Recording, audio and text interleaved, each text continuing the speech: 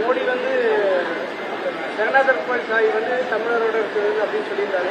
தமிழர்ல வந்து திருடர்களை சித்தரிக்கிறாங்கன்னு சொல்லி ஒரு சர்ச்சை போச்சு. அந்த மாதிரி ஒரிசால யாரும் சொல்லவில்லை. அதை போன்று யாரும் அவமானப்படுத்தப்படவில்லை.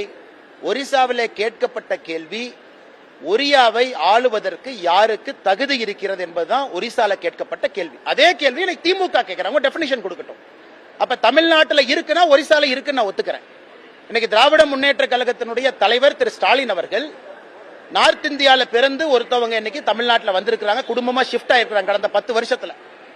அவங்க 25 வருஷம் கழிச்சு தமிழ்நாட்டினுடைய முதலமைச்சராக வருவதற்கு தகுதி இருக்குன்னு ஸ்டாலின் ஐயா சொல்லட்டும். அவர் கேட்கக்கூடிய எந்த கேள்விக்கு நான் பதில் சொல்றேன்.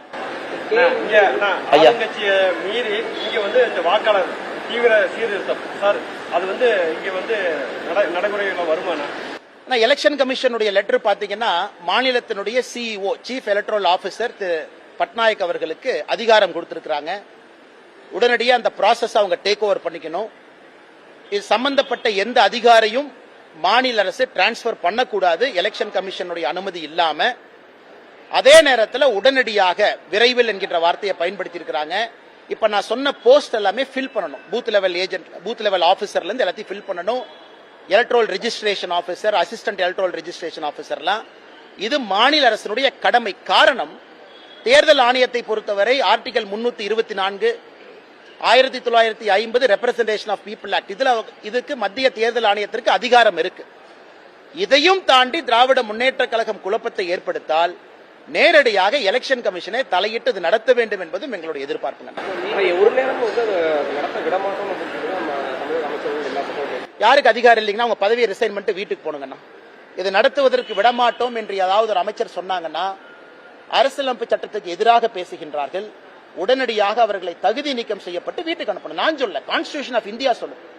ஒரு அமைச்சரும் ராஜ்பவன்ல போய், ஏன்னா அவங்க தான் படிக்காமையே எல்லாம் பதவி பிரமாணம் எடுத்துறாங்களே, அதை படிச்சாங்கன்னா தெரியும் என்னன்னு. இந்திய அரசியலமைப்பு சட்டத்தின் மேல் நம்பிக்கை வைத்திருக்கின்றேன், நான் பாடுபடுவேன், காப்பாற்றுவேன் எல்லாம் படிச்சாங்கல்ல. அது இவங்க படிச்சாங்களா யார் படிச்சாங்கன்னு தெரியல. அதனால ஏதாவது ஒரு அமைச்சர் இதை நாங்கள் நடத்த விடமாட்டோம் என்று சொன்னால் ரிசைன்மெண்ட் வீட்டுக்கு போங்க, இல்லாட்டி ஆட்சியை கலைச்சிருங்க. பிரசிடென்ட் ஆஃப் இந்தியா கீழே போட்டு புது எலெக்ஷன் நடத்துவோம். அண்ணா வெரி கிளியருங்க அண்ணா. அவர்களை பொறுத்தவரை இந்தியாலேயே voters enrollment, voter data base, electoral data base ஒரு மிகப்பெரிய ஃப்ராட் வச்சிருக்காங்கன்னா அது திமுக தான். Double entry, double register. கிராமத்தில் இருப்பாங்க, நகரத்தில் இருப்பாங்க. காலையில் சென்னையில் ஓட்டு போடுவாங்க, சாயந்தரம் கிராமத்துக்கு போய் ஓட்டு போடுவாங்க. அந்த மாதிரி ஒரு பெரும் படையே திராவிட முன்னேற்ற கழகம் உருவாக்கி வைத்திருக்கின்றார்கள் காலம் காலமாக. இன்னைக்கு இது நல்லா நீங்க எனுமரேஷன் ஃபார்ம் நண்பர்கள் பாத்தீங்கன்னா தெரியும். நல்லா புரிஞ்சுக்கணுங்கன்னா, உதாரணத்திற்கு 2002, 2005 2 முறை தமிழ்நாட்டில் இதே திருத்தம் நடத்தப்பட்ட பொழுது அன்னைக்கு சில பேர் பிறக்காம இருந்திருக்கலாம், இன்னைக்கு அவங்களுக்கு ஓட்டு இருக்கும். இவங்க என்ன சொல்றாங்க, 2002 ஃபார்ம்ல உங்க பேர் இருக்குன்னா ஆட்டோமேட்டிக்கா நீங்க இருக்கீங்கன்னு அர்த்தம். நாங்க ஜஸ்ட் செக் மட்டும் தான் பண்ணுவோம். 2002-5 ஃபார்ம்ல நீங்க இல்லைன்னா ஒரு ப்ரூஃப் கொடுங்க. அந்த ப்ரூஃப் 13 டாக்குமெண்ட் சொல்றாங்க. ஆதாரும் கொடுக்கலாம், சிட்டிசன்ஷிப்காக இல்ல, இருக்கிற இடத்துக்காக, பாஸ்போர்ட் எல்லாமே கொடுக்கலாம். இதுல யாரும் எங்கேயும் ஏமாற்றுவதற்கான வாய்ப்பில்லை. யாரு ஜென்யூன் ஓட்டர் அவங்க இருப்பாங்க. அதை தாண்டி இன்னொன்னு சொல்லியிருக்காங்க, குடும்பத்தை பிரிக்காதீங்க. கோயம்புத்தூர்ல தான் பார்த்தோமே, அப்பா இங்க ஓட்டு, தம்பி அங்க ஓட்டு, பையன் அங்க ஓட்டு. இதுல இந்த சிறப்பு சீர்திருத்தத்துல ஒரு குடும்பத்தினுடைய ஓட்டு ஒரு பிளாக்கா தான் இருக்கணும். அதையும் ரொம்ப ஸ்பெசிபிக்கா சொல்லியிருக்காங்க. ஒரு குடும்பத்தை தனித்தனியாக பிரித்து போடக்கூடாது. 1200 வாக்காளர்கள் தான் ஒரு வாக்குச்சாவடிக்கு இருக்கணும். அதை தாண்டினால் புதிய வாக்குச்சாவடிக்கு இப்பவே நீங்க லாட்டிடியூட் லாங்கிடியூட் எடுத்து சொல்லுங்க. சோ இந்த அளவுக்கு சிறப்பாக பிப்ரவரி மாசத்துல ஃபைனல் ரோல் ரிவிஷன் கொடுக்கறாங்க. ஜனவரிக்குள்ள முடிச்சு, அதன் பிறகு எந்த குழப்பமும் இல்லை, தேர்தல் தாமதப்பட போவதில்லை, எல்லாமே சரியா போகுது. திமுக அதை எதிர்க்கிறாங்கன்னா நேரம் இருக்கு. இதை டிசம்பர்ல கொண்டு வரலையே, ஜனவரியில கொண்டு வரல, இப்பவே கொண்டு வந்திருக்காங்களே.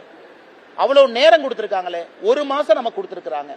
அப்பீல் 1.5 மாசம் கொடுத்திருக்காங்க. யாருக்காவது அசமாதானம் இருந்தா நாம கீழே இருக்கக்கூடிய தாலுக் அளவில் இருக்கக்கூடிய அவர்கள் செய்யக்கூடிய வேலையில் அசமாதானம் இருந்தா district collector first appeal. District collector மேலேயே அசமாதானம் இருக்கா, chief electoral officer second appeal. இவ்வளவு விஷயம் செய்து கொடுத்திருக்கின்றார்கள். யாருடைய வாக்குரிமையும் யாரும் பறிக்க போவது கிடையாது. அப்படி இருக்கும் பொழுது பொய்யான குற்றச்சாட்டுகளை திமுக வைக்கிறாங்கன்னா என்ன அர்த்தம்னா, அவங்களுடைய போலி வாக்காளர் பட்டியல் வெளியே வரும் என்கின்ற பயம் என்றுதான் நாங்கள் பார்க்கின்றோம்.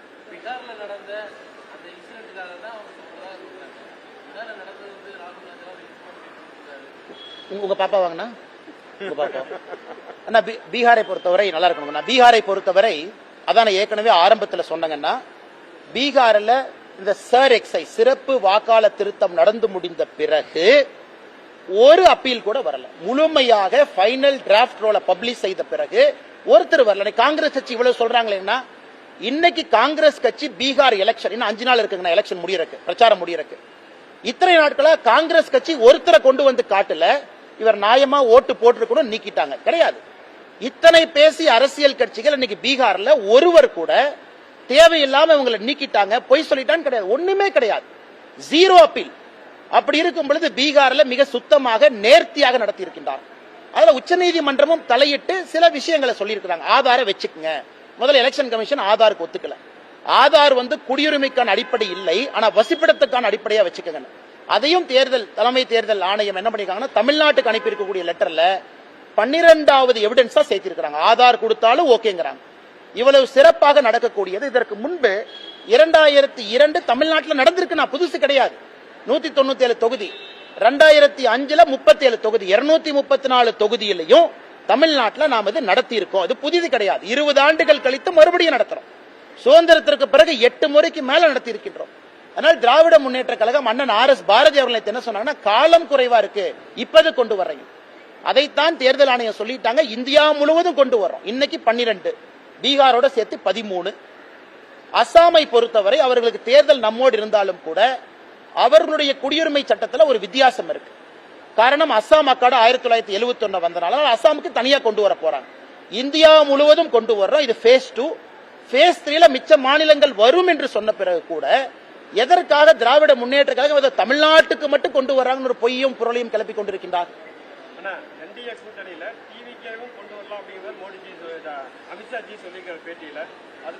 நான் அதை பத்தி கருத்து சொல்ல விரும்பலீங்கன்னா, madam, I am also waiting and watching like you as a காரியகர்த்தா of the Bharatiya Janata party. நானும் பாரதிய ஜனதா கட்சியினுடைய தொண்டனாக இதை பார்த்துக் கொண்டிருக்கின்றேன். காரணம், இந்த கூட்டணி வெற்றி பெற வேண்டும் என்கின்ற ஒற்றை கருத்தில் நாங்கள் எல்லாம் இருக்கின்றோம். அதற்கான நேரமும் காலமும் இன்னும் இருப்பதாக நான் பார்க்கின்றேன். நேற்று நம்முடைய ஐயா முத்துராமலிங்க தேவர் ஐயாவுடைய நினைவிடத்துல கோவில்ல பல அரசியல் சம்பவங்களை நாம பார்த்தோம். யார் வந்தார்கள், யார் போனார்கள், யார் என்ன பேசினாங்க, அதற்கெல்லாம் பதிலடி என்ன கொடுத்தாங்க அப்படின்னு எல்லாமே நம்ம பார்த்தோம். ஆனால் என்னை பொறுத்தவரை நானும் ஆவலோடு காத்து கொண்டிருக்கின்றேன். காரணம், அமித்ஷா அவர்கள், திரு மோடி அவர்கள் ஒரு தூய அரசியலை கொடுப்பார்கள் என்கின்ற நம்பிக்கையோடு தான் நான் பாரதிய ஜனதா கட்சியில் இணைந்து பயணம் செய்து கொண்டிருக்கின்றேன். இல்லாட்டி வேலையை விட்டுட்டு வர வேண்டிய அவசியம் இல்லை, கட்சியில தொண்டனாக இருக்க வேண்டிய அவசியம் இல்லை. அதற்கு இன்னும் காலம் இருக்கிறது. அந்த காலத்துக்குள்ள நிச்சயமாக தமிழ்நாட்டில் ஒரு நல்ல அரசியலை கொடுப்பதற்கான ஒரு கூட்டணி அமையும் என்கின்ற முழு நம்பிக்கையோடு ஒரு தொண்டனாக வேலையை நான் செய்யறேன். இன்னைக்கு யார் இருக்கணும், யார் இருக்கக்கூடாது, யார் எப்படி இருக்கணும் என்கின்ற கருத்தை சொல்வதற்கு எனக்கு அதிகாரம் இல்லை. நான் ஒரு சாதாரண தொண்டனா இருக்கேன். பிடிச்சிருந்தா இருக்க போறேன், பிடிக்கலனா கிளம்ப போறேன், அவ்வளவுதாங்க. என் வேலையை பார்த்துட்டு விவசாயம் பார்த்துட்டு இருக்க போறேன். அதனால் நேரம் வரும்பொழுது கட்டாயமாக நிச்சயமாக நான் பேசுறேன்.